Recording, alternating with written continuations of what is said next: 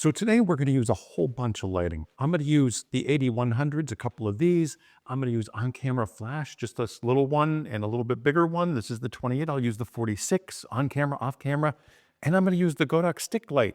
We're going to try them all, but I'm going to show you some photos before we begin. Take a look at these and let me know what your favorite lighting is before you watch the video, so you don't know which one's which. Don't be zooming in. Just look at the photos and see which is your favorite lighting, and let me know in the comments. And then we'll get into the video and really take a look and see what I use for each setup. Well, this should be fun. I'm just going to show you one from each different lighting setup really quickly. Don't be zooming in or anything. Just look at the image and see what lighting that you like or what appeals to you. Because I just want an idea. And, leave your in your comments below. You can pause after the last one and let me know which one's your favorite. But then let's get into the video now and show you what I created these with. So this first one is two of the Godox AD100 Pros. So I have one in the flip box and I have one behind her. I moved that to the side later. I don't get a really good spread of light with the AD100s, even with a wide diffuser on it or anything else. They have that reflector set in that to be really push the power more than spread the light. And, I tried my favorite wide angle diffuser, which was the Profoto one. It still didn't do a great job with it. It doesn't spread the light as much as I would hope. So that's my only issue with the AD100. But it does have power and it's great. It's great inside this softbox. This is that flip 88 or something. I don't know. It's SMDV. I don't have a link for it or anything. Just look it up. SMDV flip, look for, and it should pop up. It's a nice speed box. It's one of those flip ones that takes 2 seconds to put together. I think these are like $140 or $150, give or take a few dollars. And they go cheaper on sale. It's the same one as the Profoto, exact same one as the Profoto, except Profoto's is $300. Because of the Profoto name. I think it's the white paint that cost them so much more. That was a joke, by the way. Anyway, I like this little setup. Considering this is just two of the AD100s, and you can get like really clean beauty lighting like this. Now, it's not perfect, but it's not bad at all. And before you ask the settings, the settings are going to change with every different situation. So, I am at the lowest ISO right now. I go up on higher ISOs later in the shoot. Now, I switched over to the Godox stick light. The one thing I love about Godox is the variety of lighting that they have. Like, there are so many unique different lighting accessories that it makes it fun to shoot all the time.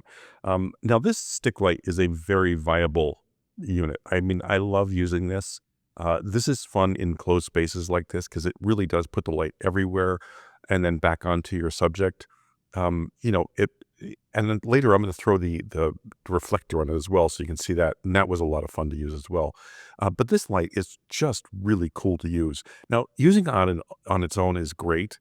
Using it in conjunction with other lights is fun too. I like it on its own the best. I love just walking around the building with this thing and using it because I really get some very, very cool outcome with it. And again, depending on where I'm at, because if I'm in a big open space, I'm going to throw that reflector on it to guide that light more and to throw more power forward. But if I'm in a smaller room or anything that can bounce, I'll just leave it like this and use it and love it. I'm getting bounce from my left side. I'm getting bounce from the right side with that scrim. It just works. And it's a lot of fun. So if you never tried one of these, definitely try it. They're very unique and they won't break easy. Now, this is that barn door that I put on. So the barn door inside is all silver, so it really pushes light forward, but the barn doors themselves are black, both inside and outside, which I love because I can control that strip of light. So like here, I closed it up to make a strip of light. So I'm just going to run it across her face. Now I'm guessing, like I have to turn this just a little bit left or up and down to make sure it goes across her face. But when you nail it, it's really cool. And it's pretty easy to get it quickly. You'll miss 1 or 2 times and then you'll get it. Open up wide again. It's pushing all that light forward. It's giving me a lot more light on her, and you can see the fall off in the backdrop. She's just maybe 1.5 feet away from it, but it's fun to use. Again, I'm going to close it up here again just for that strip of light. This is fun. It's all handheld, and there's no extra parts or things that you need. It's just that and the scrim or the barn doors. Now I decided to put it on a stand, use those barn doors, close them up just a little bit, but I have light streaking from the sides as well, which it gives it that 3D look, that three-dimensional backdrop look, because I have, light and shadows hitting everywhere. So that, this is just fun. I really, really enjoyed this. I will do a whole video on this thing because it is a lot of fun, and the looks you can get from it are they're just endless. Now I switched to the on-camera flash. It's just, I seriously still love on-camera flash. I do like hand holding it, and I just did a video on brackets, which I don't know why I gave up brackets, but if you haven't seen it, go watch that video. It's the one before this one. Flash brackets are amazing and do such a great job. Now there, I just wanted a in-your-face kind of flash, so I kept the ISO low and just let the flash light her only. Now I just pumped it up to like 800 ISO. Um, you know, took it down just a little bit, the exposure, because I wanted that look. Um, these are just so much fun to play with. Now this is that little like 28 flash. It's just a tiny little flash, and it works great. And I'm going to do this off camera now, the same thing, and do it handheld next. But I really wanted to show you this just on camera flash. Again, that's the HVL F28. It's inexpensive. It's even less expensive used, and it just works. It works great all the time.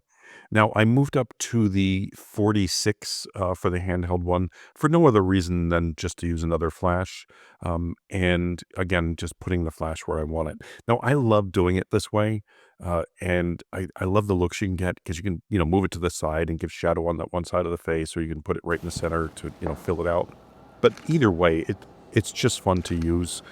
So, definitely take advantage of that handheld and try the bracket if you've never tried one before. Anyway, I hope you enjoyed this shoot. I had a blast, and yeah, that's it for the day. Thanks for watching as always.